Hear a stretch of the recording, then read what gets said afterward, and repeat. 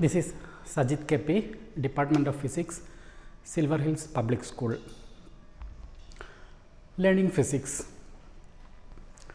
Light travels almost 3 lakhs kilometer in 1 second. Why is it so? Why other particles are not able to attain that much tremendous velocity? Suppose we are taking a glow stick, and that glow stick it is rotated, and then instead of seeing that single tip which is glowing, we will be finding a circular streak of light, a glowing circular streak we will be finding. And but whenever we are looking high sky, we know we are finding stars, and we know the earth it is revolving, spinning, and also it is undergoing its orbital motion, but we are not able to see the streak of light. Instead, we are able to see the distinct stars, the spots of light. Why is it so? The Japanese scientists, they predicted that in 2068 an asteroid, there is a probable, it is almost dangerously coming closer to earth. They are telling that on its journey through the space, it is getting heated, and after getting heated, it will be emitting the heat, or when it is emitting the heat, there may be some changes to its velocity. So, it may change, it may cause some deviations to the path. So, they predicted that there is a chance, a probable, maybe a probable hit, or it may be coming dangerously closer to earth. How these things are predicted? If you are searching an answer to these questions, then it means that we are searching the secrets of the universe. We start sensing the rhythm of universe. The moment we start sensing the rhythm of universe, then and there itself learning physics starts. We become physicists.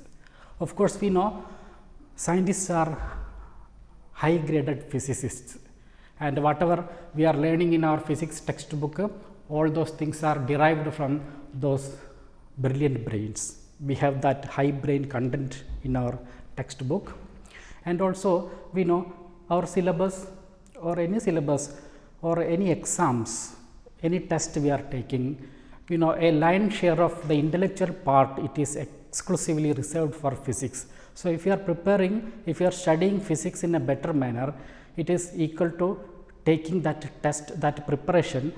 We are making the preparation for the tests or exams in an intelligent manner. Of course, life is the real test. So, learning physics means taking up life in an intelligent manner. And these things, it is just a general nature of physics, and we know our syllabus, and we have textbook physics, and we have to prepare for exam. So, for the sake of writing an exam and securing good marks, and see, for this purpose we know we have to adopt, we have to follow proper learning methods, or whenever we are learning physics in a proper manner, we will be coming to know what a proper learning method is. So, of course, we know in textbook we will be finding many theories, many rules, laws, and long derivations. So, well and good, we can study from the textbook and the proper learning method. For example, let us discuss the laws of motion.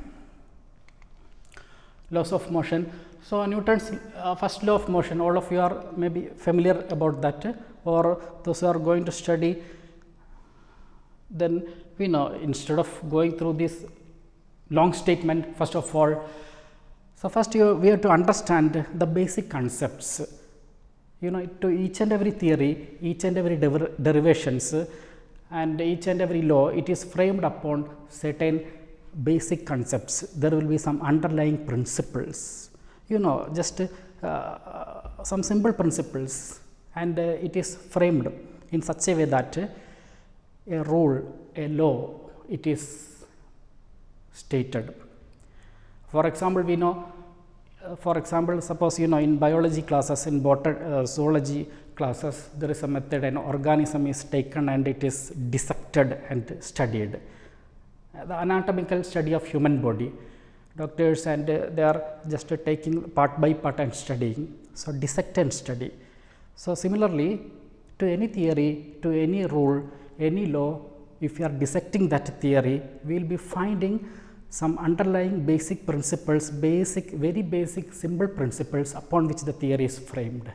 So, okay, this will be coming back to this statement later. So, let me ask certain general, some rules, some general things. Of course, our purpose is to study Newton's first law of motion, and everybody, some behavior, some tendencies of some bodies or all bodies in the universe, because we know the physics, it is a study of universe and how the objects are behaving in certain situations.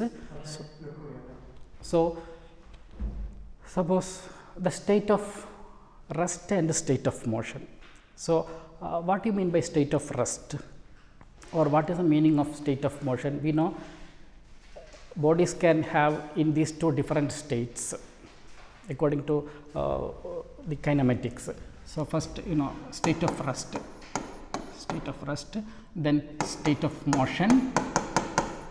Okay, let me ask how to say that a body is in the state of rest, how to define the state of rest of a body, or how to say that a body is moving. Very simple, we have studied that. So if we are observing the position of a body with respect to time, we know that if it is changing, of course it is in the state of motion. For example, at home sometimes your father or mother is calling you to carry out certain task. You may not be in a position to carry out that. So generally you may be telling that, no, I am tired, so I wanted to take rest, like that. So if you are tired, if you wanted to take rest, you will be pulling apart a chair or going to bed, and your father or mother very conscious about that, whether you told lie or not. They may be coming to observe you. So after they may be checking, and they are finding that you are on that chair or on that you are in the bed, and after 2 minutes again they are coming and checking. So if you are taking rest, you will be there itself. So it means that your position is not changing. So you are in the state of rest. Now state of motion, you know that sometimes suddenly some of the parents, some of your mother is coming and shouting at you, you will be jumping up from the bed, throwing away the mobile and going and changing the place. So there is an external agency, that external agency is appearing. So you are driven out of the state of rest. So my question is that these are the two states. Is it possible for a body to change its state, or if a changeover, a shift, it is possible for a body from rest to motion or from motion to rest?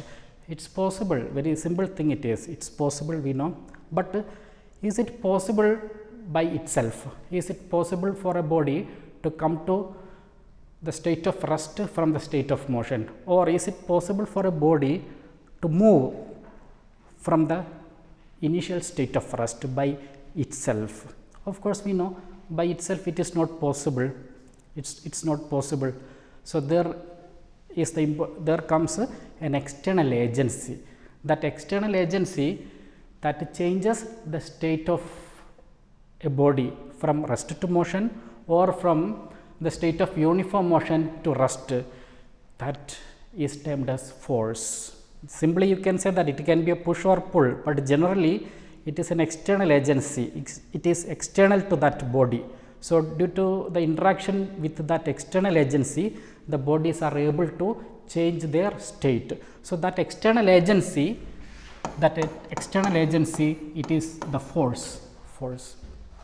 Now you know that if there is no force, suppose there is a body at rest, it is at rest and no force is acting on that, what happens to that body? Nothing happens, it continues in the same state. So we can make a simple statement, a body in the state of rest will continue in the same state of rest unless an external force is acted upon it. Okay. Then similarly the condition of the force and motion, suppose a body is moving and if no force is acting on that, suppose a body is moving and the motion is uniform motion and there is no force acting on that, what may happen? As if we know nothing happens, it will be continuing in the same state of uniform motion. So, one more simple statement we can make: a body in the state of uniform motion will continue in the same state unless an external force is acted on it. Now, if you are combining these two statements, means first there is a body at rest, no external agency is coming, there is no external force, so it will be continuing as it is. Now, a body already it is moving and it is having uniform motion, no force is acted on that, so it is continuing in the state of uniform motion itself. So, we will combine this. So, if you are combining, we will be getting Newton's first law of motion. So, every body in this universe continue in the state of rest or in the state of uniform motion along a straight line unless an external force, unless an external unbalanced force acts on it. Of course, in between we told that if there is no force, body cannot change its state.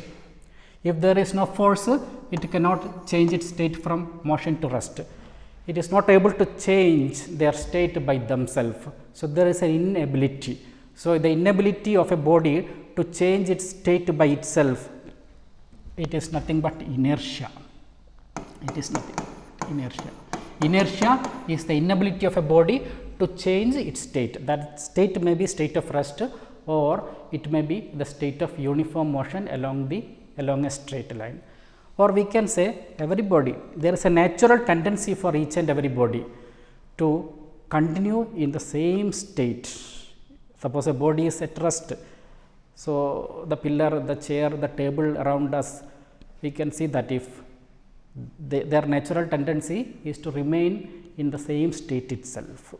So, if we are knowing these basic very simple underlying principles, so Newton's first law of motion is very clearly it is known to us: rest, motion, inertia and force.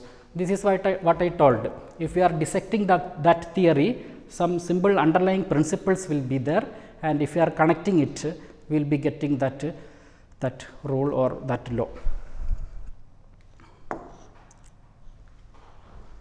Newton's first law of motion: every body continues in the state of rest or of uniform motion in a straight line unless compelled by some external force to change that state.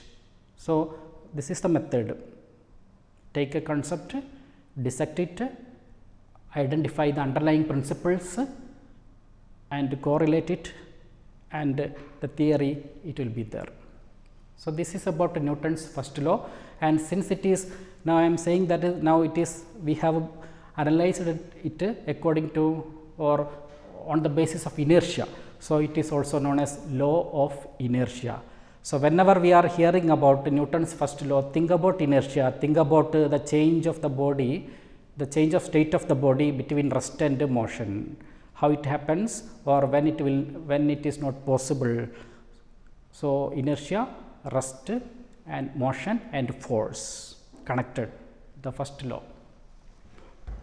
Now, what about the other law? We know there is a second law is there. So, I told you that second law, if you are opening the textbook, you can find a long statement, every body, you can find it, the force, rate of change, like that.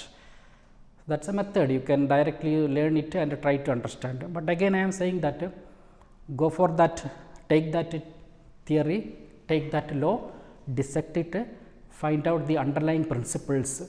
You will be finding that there is an important principle upon which this law is framed. Let us find out that. As if we have seen that the first law, it is based upon the principle of inertia and force. Now, mainly it is upon inertia. Now, what about the second law?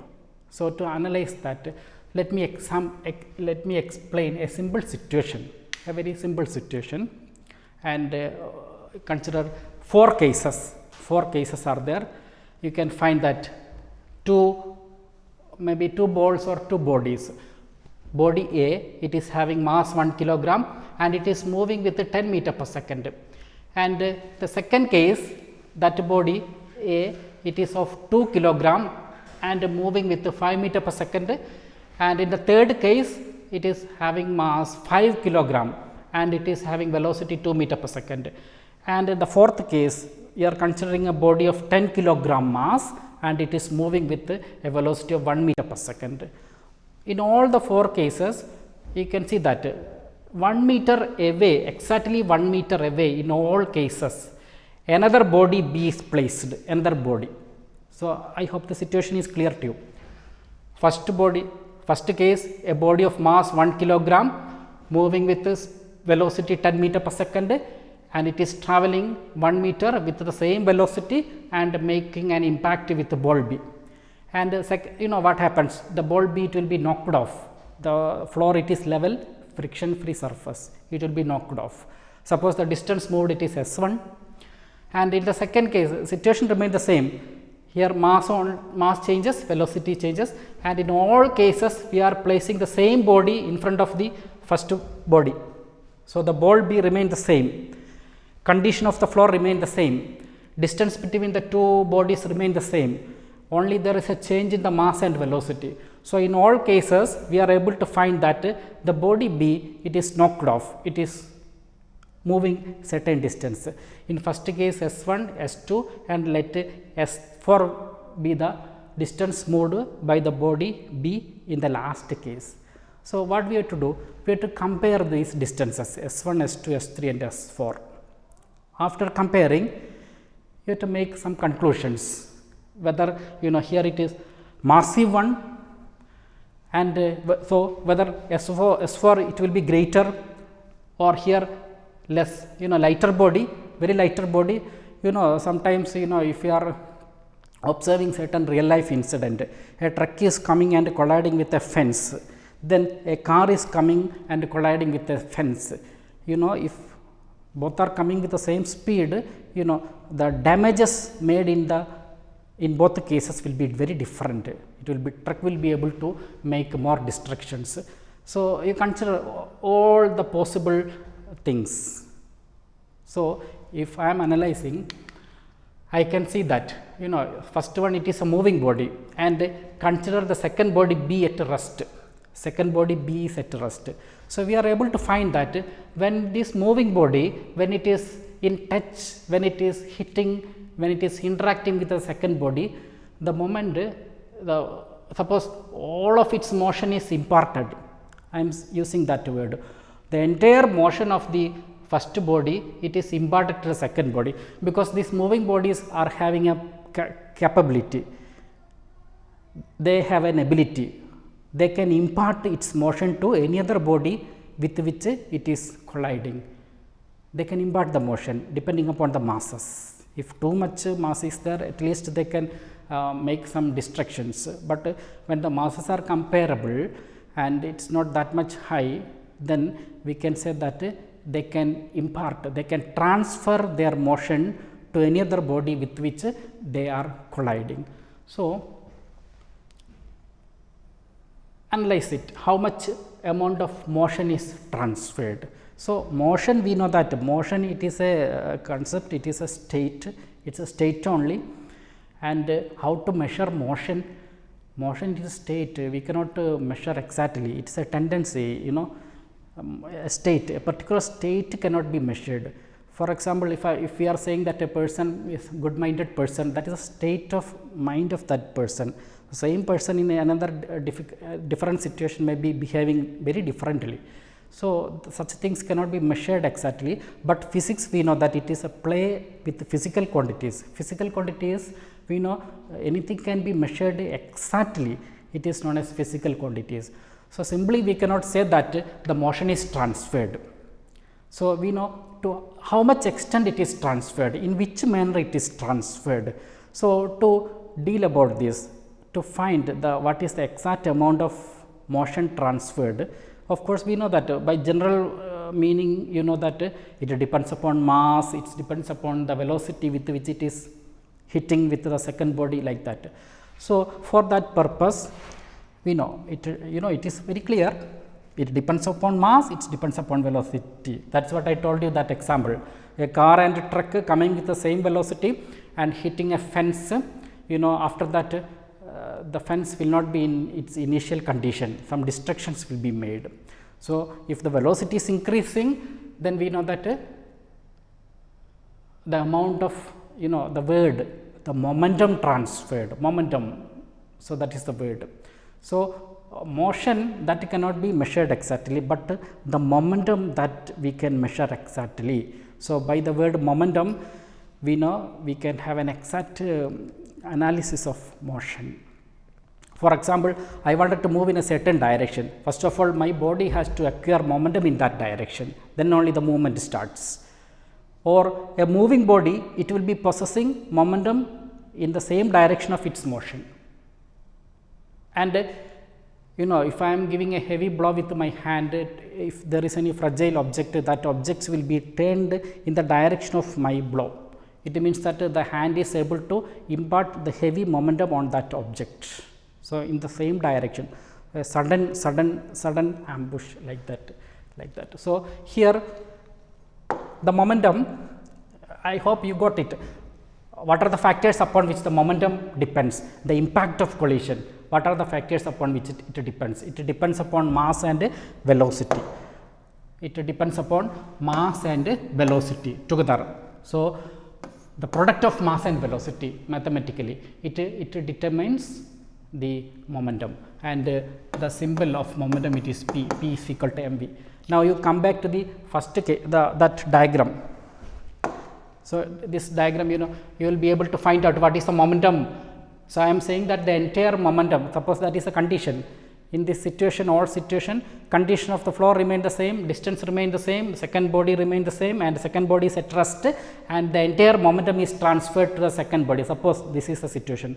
Then here the momentum transferred, we know that this momentum transferred is 1 into 10 kilogram meter per second. Here also 2 into 5, 10, and here also mass 5, velocity is 2, and here also 10 into 1. So, the amount of momentum, that is 10 kilogram meter per second, and we made a condition that the entire momentum is transferred to a second body, and also we know momentum is the property of moving body only. So, here we have seen that momentum it is a product of mass and velocity. So, if a body is at rest, its momentum will be 0, and in all the cases we have seen that momentum transferred is 10 kilogram meter per second. So, we know if a body is acquiring momentum in a certain direction, the body will be moving in that direction, and the momentum, how much momentum is gained by a body, that determines the motion of that body. If a heavy momentum is gained by a body, it will be able to move in such a way, and if the momentum gained is very less, it determines the rate of motion, the type of motion, the nature of motion also. So, here in this diagram we have seen that the direction of motion remain the same. The first body it is moving, it is the direction of motion remain the same. So, the momentum, suppose I am saying that left and right, the direction of momentum from left to right. So, the second body, it is initially at rest, initial momentum of the second body it is 0, but soon after the collision, the second body is acquiring momentum in the same direction. Momentum is a vector quantity. So, after acquiring the momentum, in all the cases momentum acquired is 10 kilogram meter per second in magnitude and in the same direction. So, what is your conclusion? The body, in all cases, the displacement made by the ball B just after the impact will remain the same, condition of the floor remain the same, and other parameters remain the same, distance also it will be the same. So, here a sudden impact, it is just like a push, a sudden push. A push is called a force. Due to that sudden force, the momentum is changing. Now, initially the momentum is 0, and finally it is gaining 10 kilogram meter per second. So, the change in momentum, in which direction it is taking place? It is taking place in the direction of the push, in the direction of the force. So, we can say that the change in the momentum takes place in the direction of the applied force. And better, if you are thinking about the rate of change of momentum, means the change of momentum with respect to time. then we can say the rate of change of momentum is taking place in the direction of the applied force, and of course, larger the force, larger will be the displacement, or greater the force, larger will be the change in momentum. So, this is the basic principle. If you are going to analyze Newton's second law, think about momentum. Momentum is the basic principle upon which Newton's second law of motion is framed. So, we can say that first of all about the change in momentum, that is the rate of change of momentum, in which direction it is taking place. The rate of change of momentum, it is taking place in the direction of the applied force, and it is, how much momentum is changing, it is depending upon the amount of force. It means that the change in momentum, it is directly proportional to the force applied. So, these are the two simple statements. First of all, you think about in which direction momentum change is taking place, then think that in which manner, means whether it is greater or whether it is lesser amount. Of course, if the force is more, the momentum change will be greater. So, the force and momentum, it is the change in momentum, it is directly proportional. So, you can combine this statement, then we will be able to say that the rate of change of momentum of a body is directly proportional to the applied force, and the change takes place in the direction of the applied force. Second law. So, rate of change, that is the time rate of change of momentum of a body is directly proportional to the applied force and takes place in the direction of force, takes place in the direction of the force. So, Newton's second law of motion also. So, whenever you are thinking about Newton's second law of motion, think about momentum change, and which is causing that momentum change, and the rate of change of momentum. Very simple it is. And of course, it is having a mathematical formulation also. This is expressed in the language, and the great scientist Galileo told that universe is written in a great language, and that great language is mathematics. The letters and symbols are the symbols, and the numerals are the letters of that great language. And if you are understanding that, or if you are not understanding, it is humanly impossible to comprehend that great text called universe. So, the same concept that can be translated in the mathematical language. So, very simple it is.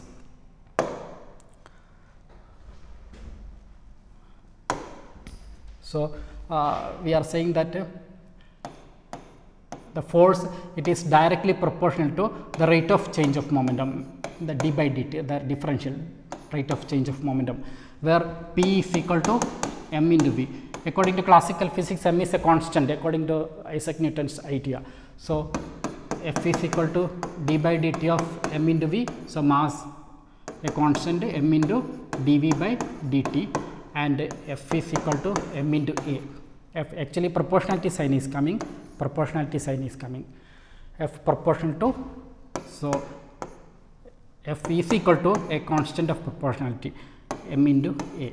Now, this constant of proportionality, it is having its own meaning in physics. Mathematically, it is a constant, but if you are finding the meaning, it will be very, it will be fitting that situation. And there we know that the unit of force is defined, or what is the unit of force? It is Newton, and how much is 1 Newton? We know that the force which produces unit acceleration on a body of unit mass is 1 Newton. So, very simple meaning, suppose very simplest value, that you have defined one force. What is one force? 1 Newton force. 1 Newton force is the force required to produce unit acceleration 1 meter per second square acceleration on a body of mass 1 kilogram. So, think about that in that fundamental definition. So, 1 Newton. So, that is equal to k into mass 1 kilogram, and it's this also 1. So, we are able to find that k is equal to 1. So, to make the value of k is equal to 1, actually, or from the definition of 1 Newton, we are getting the value of k also. So, F is equal to ma. So, it is the mathematical meaning of Newton's second law of motion. F is equal to ma. Now, these are the just statements and how we can analyze the statements of these laws. Now, the third law, it is very famous, third law. Third law, it is to every action there exists an equal and opposite reaction. Many situations we know, commonly known examples are there, many situations of action and reactions. So, if that if we are wearing a shoe which is fitted with a wheel, that is skating shoe, and going near the wall, and if you are pushing the wall, we will be moving backward. So, it is told that to every action there happens an equal and opposite reaction. So, if two bodies are there, suppose I am saying that, suppose two bodies m1 and m2. Suppose this body is applying a force on the second body. Suppose I am denoting it as force applied by the first body on the second body of 1, 2. Then according to Newton's third law, there happens an opposite reaction. So, the second body can apply an equal force on the first body, but the direction will be opposite. So, that will be F, the force applied by second body on first body. Suppose I am using these notations. Since the magnitude is equal, you can equate it, but the directions are opposite. So, one will be action and other will be reaction. So, this action reaction pair, it exists everywhere. Whenever an action is produced, then and there itself reaction also, and the reaction force, it is very meaningful, and if we are not getting sufficient proper reaction from the outside world, it is very difficult to move also, we cannot make motion, it is not possible. For example, see, suppose there is a level ground, suppose whenever we are walking, almost we are pressing the ground in this direction. So, this is our action, and according to Newton's third law, there should be a reaction force in the opposite direction, and if we are resolving it to components, because force is a vector and it can be resolved into components, its vertical component, suppose I am saying that Fy, and its horizontal component Fx. So, to move we have to overcome the frictional force. So, friction is opposite to motion. If you are trying to move in the forward direction, friction will be in the backward direction. Friction will be in the backward direction. Here the frictional force, it will be balanced by the horizontal component of the reaction force. We have reaction here, reaction, suppose the y component Ry, and here we have Rx. So, this x component of reaction, that will be balancing the frictional force. And can you say what is the purpose of the vertical component of reaction? We know, suppose we are standing, our weight is there. So, we have to withstand, or we have to support the weight, we have to balance that. So, to balance the weight, actually the vertical component of reaction, it is used. The vertical component of reaction, it is used for balancing the weight. So, if we are analyzing any type of motion, we will be able to locate this action and reaction pairs. So, action and reaction, there exist, it is existing in pairs. So, these are Newton's 3 laws of motion. Now, we know that these are simple theories, and in our in our exams, apart from these theories, some other type of questions are also appearing. If we are, suppose I am asking what is SI unit of force, you will be able to say Newton, and what is SI unit of momentum, you will be able to say, because it is a kind of direct knowledge. Once you are hearing, you will be able to remember that, direct level, remembering level. Other than this, from a concept, we will be getting different levels of questions, different levels, and a little bit higher we will be having the understanding purpose. A situation will be given, you should have proper understanding about that. So, just by remembering, you will be able to, will not be able to answer that. Then some applied level like that. So, from the same concept itself, we will be getting different levels of questions. So, it is just like that if you are taking food, different components are there now. So, if all the things, if it is digested properly, will be healthy. Like that, whenever we are taking a concept, in that also different aspects are there. So, healthy understanding means we have to understand all the aspects of that, such questions. For example, state Newton's first law, easily you can say that. If you have that understanding. If you have the understanding between force, rest and inertia, you will be able to say. Or suppose what is inertia, you know, you will be able to say, you can remember it like that. So,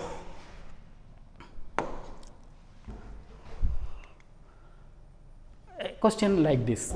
So, this is a question given in that, you know, the figure shows the position time graph. Position time graph you have studied, and the markings are there, and it is about a body having mass 0.4 kilogram, and you have to find the magnitude of impulse. So, you are getting a new word here, impulse. Impulse is nothing but the rapid change in the momentum, sudden change in the momentum, it is known as impulse.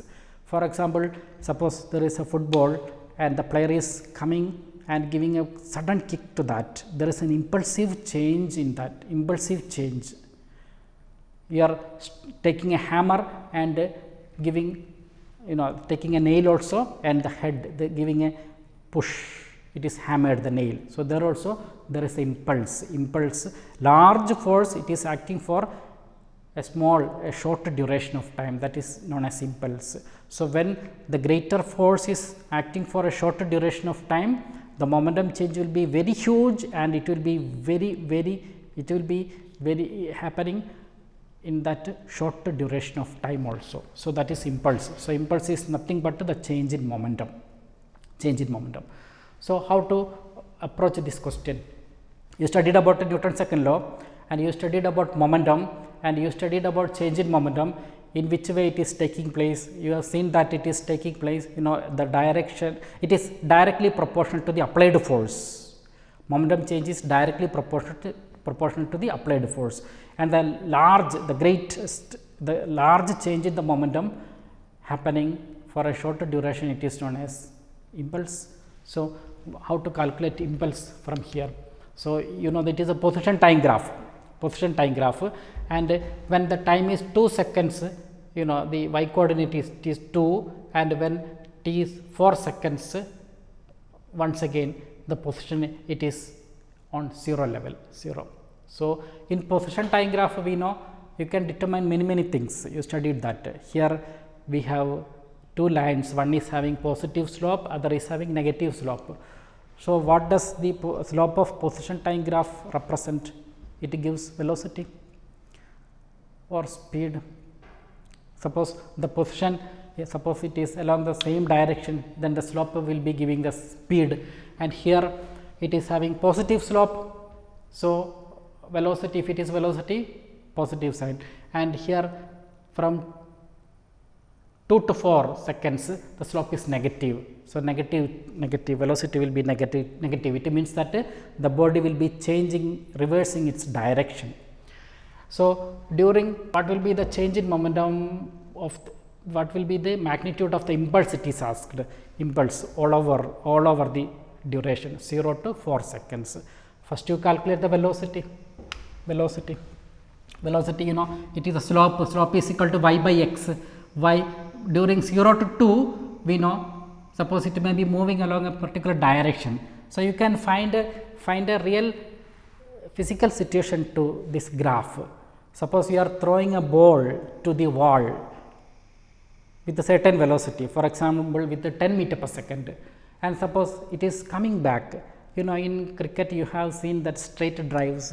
So, the ball it is hitting on the bat, and it is just as it is a reversal of path is happening. The ball is retracing its initial path in the opposite direction. This is such a situation. So, the velocity, it may be the ball or the object that mass of 0.4 kilogram, it is moving in a certain direction, then there happens it rebounds, it may be coming in the opposite direction. So, with what velocity, you know, 0 to 2 seconds what is the magnitude of velocity, and 2 to 4 seconds what is the magnitude of velocity. So, this question we have to find the impulse, and impulse it is the change in momentum. Change, you know, that is the final value minus initial value. Suppose the velocity it is u initially, and final velocity it is v, and the momentum it is the mass it is m. So, initial momentum that will be m into u, product of mass and initial velocity, and final momentum, that is m into v. Of course, the change in momentum, that will be mv minus mu. So, the velocity initially, it is moving in a certain direction. So, this slope of this part will be giving the velocity. So, that will be y by x 2 by 2. So, that will be 1 meter per second, that is the initial velocity u, and initial velocity u, that is 2 by 2 1 meter per second, and later it has reversed the direction. So, the line is having the reverse, the opposite slope, the value it is 2 by 2, this is 4 minus 2 2 itself, but magnitude is 1 itself, but with negative sign. So, there the velocity is negative. So, initial momentum, that is the mass of the body, it is given 0.4. So, 0.4 into 1, that is 0.4 kilogram meter per second, okay, 0 kilogram meter per second, and the final momentum, that is 0.4 into velocity minus 1, that is minus 0.4. So, what about the impulse? Impulse, we are saying that it is the change in momentum happening in a short duration of time. So, that is final minus initial value, final momentum minus initial value, that is minus 0.4 minus of 0.4. So, minus 0.8, this is the magnitude, they are asking the magnitude. So, that will be 0.8 itself, magnitude. So, such a type of questions you need understanding. So, about that concept, your understanding will be checked. And suppose I am giving another examples, another question. So, you studied about Newton's second law of motion and its mathematical form, F is equal to ma. Suppose a situation is given to you, a force is acting on a body and the acceleration produced it is 4 meter per second square, and the same force is acting on another body and the acceleration produced is just 2 meter per second square. Very simple, a constant steady force is acting on a body and the acceleration produced, that is 4 meter per second square. Now, the same force when it is acted on another body, the acceleration produced is just 2 meter per second. The situation, suppose there is a constant force, and there is a body of mass, maybe mass m1. So, acceleration produced, that is equal to 4 meter per second square. Since it is the first body, I can say that a1. Now, the same force, it is acting on another body, the body may be a little bit bigger. So, the acceleration produced, let it be a2, that is just 2 meter per second square. Now, the situation is that these two bodies are clubbed together, they are joined. So, m1 and m2, it is joined, m1 and m2. Now, the same force is acting, you know that the acceleration will not be the same, it will be changing, because the body here it becomes so massive. So, according to Newton's second law, F is equal to ma and acceleration is equal to force by mass. So, what will be the resultant acceleration? What do you think? So, suppose some probabilities I am giving, resultant acceleration, let it be 6 meter per second or 3 meter per second, 1 meter per second, 1.3 meter per second. So, how to find it out? So, we know, suppose we are making that situation, for example, the first case F is equal to ma, that is m1 into acceleration is 4, and the same force when it is applied on the second body, F is equal to ma, second body mass m2 and its acceleration is just 2. So, the same force it is acting. So, suppose equation 1 and 2, you know equation that 1 will be equal to 2, let us remaining the same. So, 4m1, that is this 4m1, that will be equal to 2m2, or 2m1 is equal to m2. We are finding a relation between these two bodies. m2 is double of m1. Now, they are clubbed together. So, here we know that f is equal to m1 into 4, and now acceleration is equal to force by mass. So, if two bodies are clubbed together, that will be force divided by m1 plus m2, but here I can write m2 as 2 m1. So, that will be f divided by m1 plus 2 m1. So, that will be f divided by 3 m1 or 1 by 3 into f by m1. So, f by m1, so here f is equal to m1 into 4. So, from this equation f by m1 will be equal to 4, f is equal to 4 m1.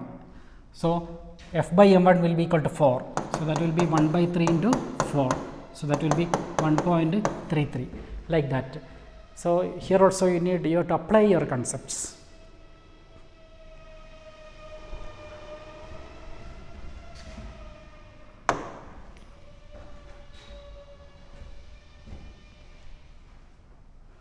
Yes.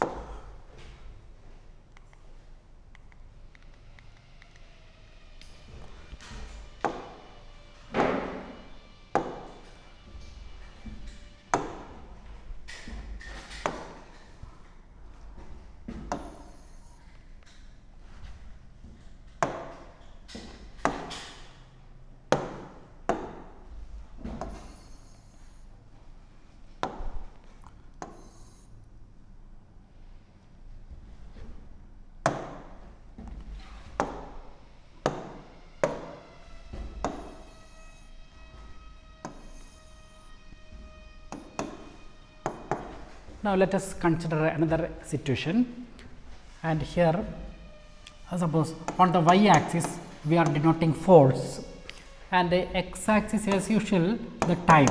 This is the time axis, x axis it is the time t, and a particular graph is given.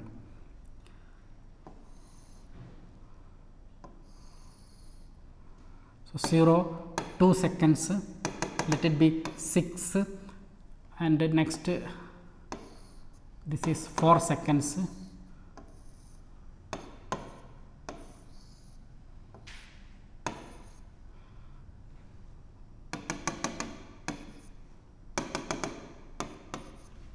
so here also it means that the force and time it is given.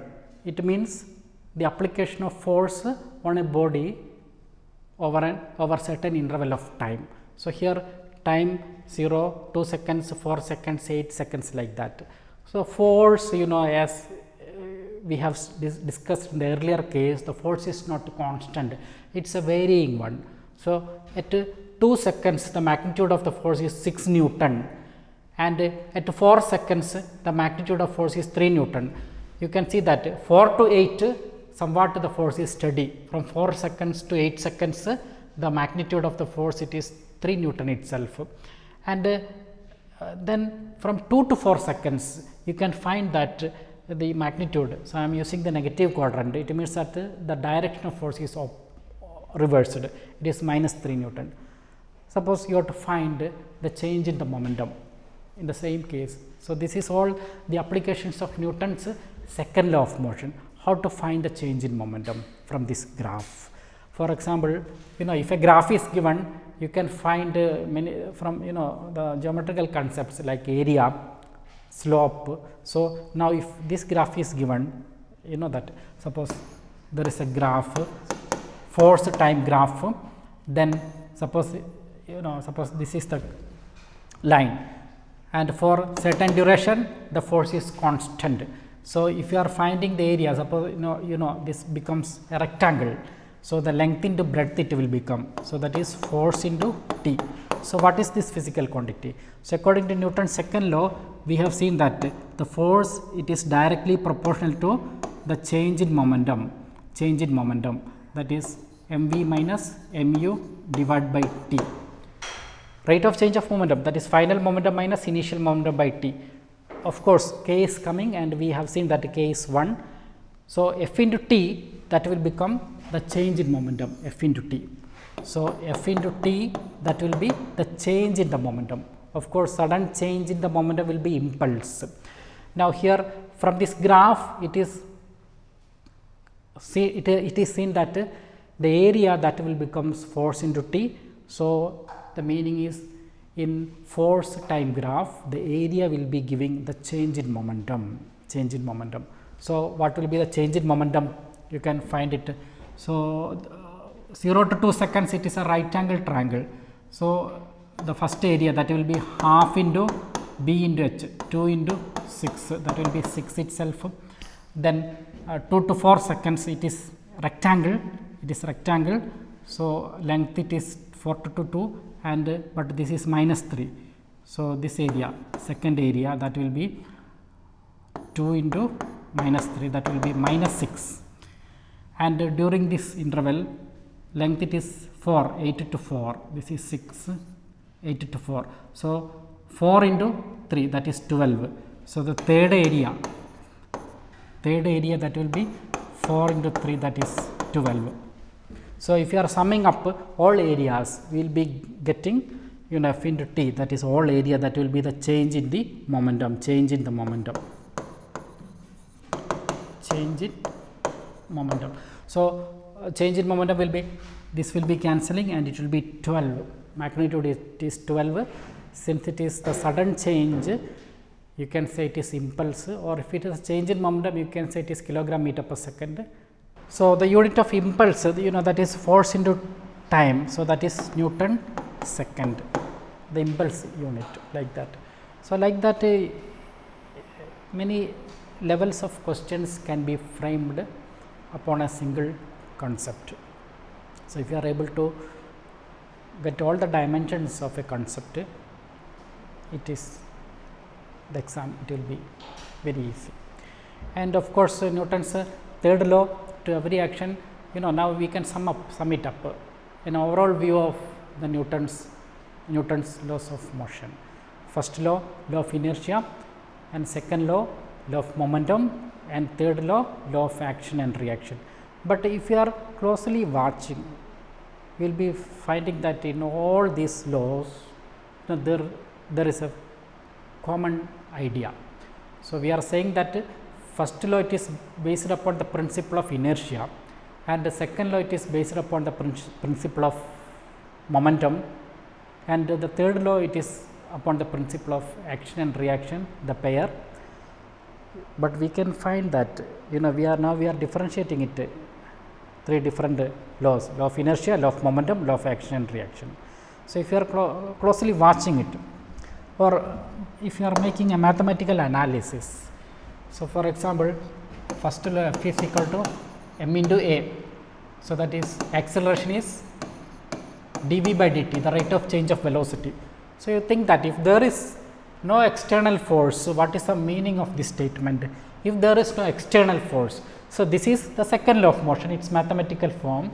So, I am asking if there is no external force, so F is equal to 0. So, mathematically when it will be possible, m is a constant, the other thing it is the differential of velocity. So, we know that the differential of a constant is 0. So, if it is true, then mathematically it means that dv by dt is 0, or v is a constant when it is possible in the absence of an external force. What is the meaning of that? If a body is having constant velocity, means it is moving uniformly. Suppose it is having uniform motion, and if there is no force is acting on that, what happens? The body will be continuing its uniform motion. So, which law it is? Every body continues in the state of uniform motion along a straight line, or in the state of rest, that is the another thing. Now, it is about uniform motion. So, it is the first law, and it is coming from the second law, and again we have the concept change of momentum also. So, the momentum is related to the first law also, it is there, and we know we are saying that a body is not able to change its state by itself. So, if a body is changing its state, its velocity should change. If it is at rest, if it is moving, its velocity will be changing. and if it is moving uniformly, if it is getting retarded, its velocity will be changing either in magnitude or in direction, then only there is a change. So, when the velocity is changing, V is equal to mv. So, when there is change in the velocity either in its magnitude or in its direction, there is a change in the momentum.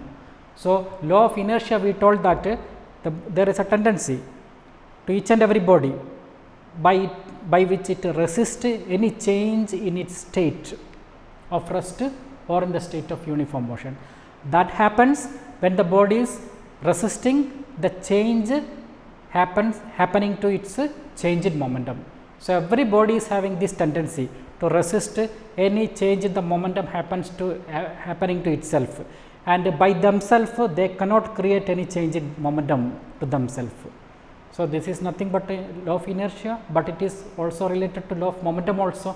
So, momentum is very important concept, and second law of momentum is, in the second law momentum is there, momentum is playing that much important crucial role. And the third law we are saying that it is about action and reaction. Suppose two bodies are there, we are considering two bodies m1 and m2, and there is no other external force, means a third agency it is not there, only these two bodies. Practically it is not possible, but suppose you consider, and suppose there is a system, that is the importance of a system.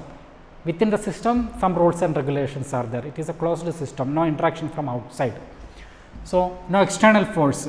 So, F external, I am ruling out the chance, F external is equal to 0, but these two bodies can interact with each other. Suppose the first body is applying a force on the second body, I am writing it as F12. Suppose I am writing this like this, force applied first on the second, and we know according to second law there is a change in momentum.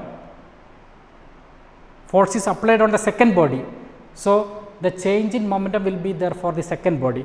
So, according to the second law I can write F, that will be equal to rate of change of the momentum of the second body. I am writing it as d by dt of P2, differential of P2. Now, this is the case, first body applied a force on the second body. Now, according to Newton's third law, at the same time the second body will be applying an equal and opposite force, it should be equal and opposite. So, I can write it as F21. Now, the second body is applying a force on the first body. So, the momentum of the first body will be changing. So, according to the second law, that will be d by dt of P1. Now, what will be their interaction? You know that it is equal and opposite. So, that will be d by dt of P1 plus d by dt of P2, d by dt of P2. So, if there is no external force, there exists only the internal forces. That will be F21 plus F12. Now, we know if there is no external force, there will be no change in momentum, ruling out the chances of external forces. So, the total change in momentum, that will be 0. 0 is equal to F21 plus F12. So, that will be, you can write F21 is equal to minus of F12. So, what is this? This is the third law, and third law also, it is related to momentum. So, momentum is there in all concepts. The momentum is that much important. If there is no momentum change, then momentum change is that much important, because the motion is happening, or when a motion is starting, there will be momentum change, and see this kind of questions will be there, and the other kind of questions also, sometimes some applied level questions or higher order thinking level like that. Suppose you might have seen that on a heavy rain day, during the torrents, when the heavy rain is happening, the big birds like eagle and that the big birds they are finding shelter under trees, and but some insects, fireflies and even mosquitoes, they never mind the rain and coming, and fireflies, insects like that.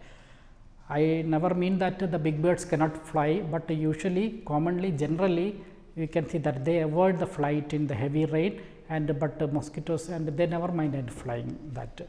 So, if can you analyze it according to we have studied many things. Why what may be happening there? Why the other birds, big birds are avoiding their flight during heavy rain? Or if you are trying to explain it on the basis of Newton's laws of motion, suppose we are connecting it with momentum. So, we have seen that the rate of change of momentum, it is the force. So, if sudden change in momentum is there, then the force also will be greater, force is greater. So, many other examples you have learned now. So, a cricketer taking a catch, lowering his hands, and the glass wires, it is kept in when we are packing it, it will be packed in such a way that some buffers, some cushioning materials will be placed in between that. So, suppose we are falling from certain height, suppose there is a cemented floor, we will be injured. Suppose there is a heat of sand, the injury will be, there is a heap of sand, the injury will be less. So, on the heap of sand we know that we are gradually stopped. So, the change in momentum is gradual, but on the cemented floor we know that the sudden change in the momentum, instantly it is getting, the body is getting stopped. So, the momentum change from a high momentum to 0 momentum, that change is instantly. So, the rate of change of momentum will be greater.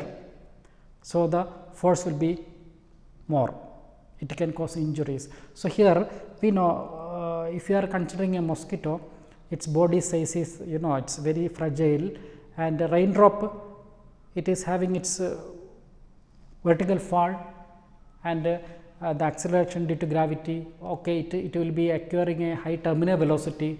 So, when the mosquito is trapped, or when it is hitting with the raindrop, we know the mosquito by its natural tendency, it's not able to cause any change in the momentum, change in the velocity of raindrop. Suppose at all it happens, even that small change in the momentum and the very small resulting force, that is enough for killing the mosquito. So, it is not acting against that, but again if the mosquito or that small insect, it is trapped in that, and that is fall is there and accelerated fall, and when it is touching the ground, the story will be finished, no more discussions. But before that, what happens? Due to the hair repellent, there is some hair which repels water repelling hairs in the body due to the jerk, and before touching the ground, it will be detached away from the water droplet.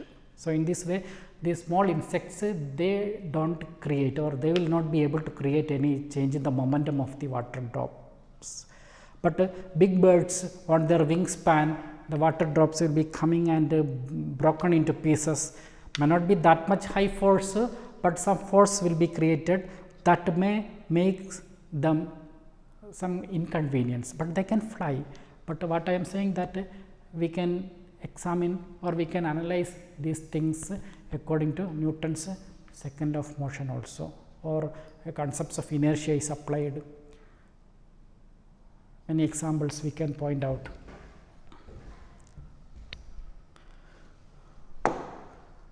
Okay. So, today we had an overall view about all the 3 laws of motion, and how different types of questions can be framed from these different laws, and the interrelation between these laws. Of course, different levels of questions can be framed from these concepts. Okay, so this is I hope it is you have understood it. Okay, thank you.